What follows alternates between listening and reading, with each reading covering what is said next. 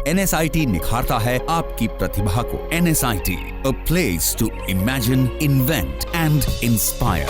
NSIT, अम्हारा, Bihta, Patna.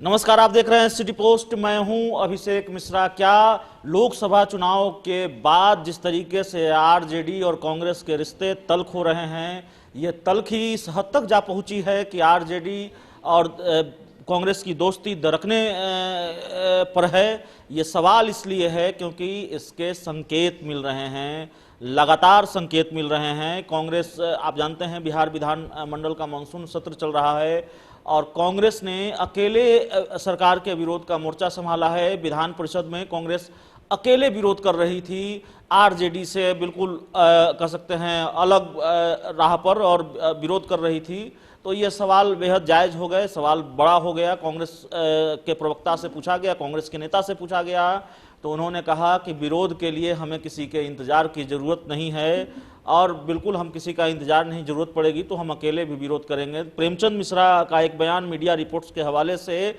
सामने आया है। उन्होंने कहा है कि बड़े मामलों में हम किसी दूसरे का इंतजार नहीं करते और ऐसा करना जरूरी भी नहीं है। उन्होंने कहा कि इस मामले पर कांग्रेस पार्टी मजबूती से अपना स्टैंड रखेगी। चमकी बुखार के मामले पर कांग्रेस ने प्रदर्शन और कार्य स्थगन प्रस्ताव दिया था।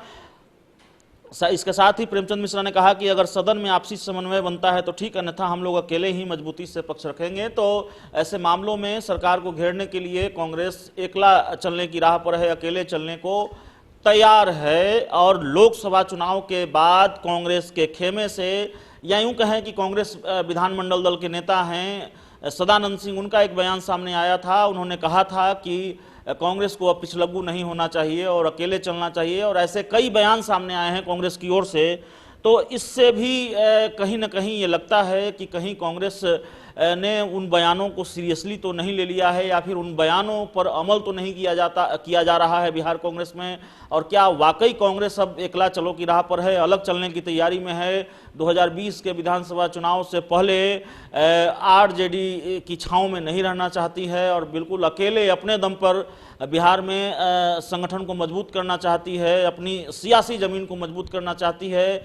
ये तमाम कयास हैं, तमाम तरह की बातें हैं जिसके संकेत बिहार विधानमंडल के मानसून सत्र के दौरान मिला है, जब कांग्रेस ने आरजेडी से अलग अकेले विरोध प्रदर्शन किया है। आमतौर पर होता यह है कि सरकार को जब घेरने की बात होती है तो महागठबंधन में शामिल तमाम दल एक साथ मिलकर विरोध और प्रदर्शन करते हैं, लेकिन ऐसा हुआ नहीं है।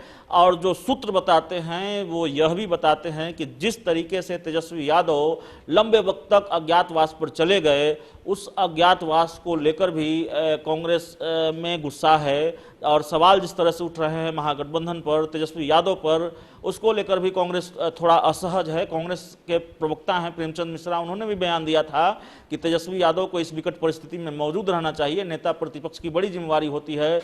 तो इन तमाम चीज़ों को लेकर कांग्रेस और आरजेडी के बीच दुनिया बढ़ रही है, ऐसी खबर सामने आ रही है, संकेत मिल रहे हैं। देखना होगा 2020 के बिहार विधानसभा चुनाव से पहले बिहार का राजनीतिक समीकरण क्या होगा। राजनीतिक घटनाक्रम बहरहाल तेजी से बदल रहा है। इस खबर में इतना ही। अगर आपको हमारी खबर अच्छी लगे तो इसे अपने दोस्तों के साथ शेयर करें, हमारे यूट्यूब चैनल को सब्सक्राइब करें, बेल आइकन जरूर दबा दें ताकि हमारी खबरें सबसे पहले आप तक पहुंचे। प्यार, समर्थन और सहयोग के लिए बहुत बहुत धन्यवाद। क्या आप जानते हैं कि घर बैठे आप अपनी स्वास्थ्य समस्याओं का सलूशन पा सकते हैं सॉफ्ट केयर मोबाइल ऐप के द्वारा?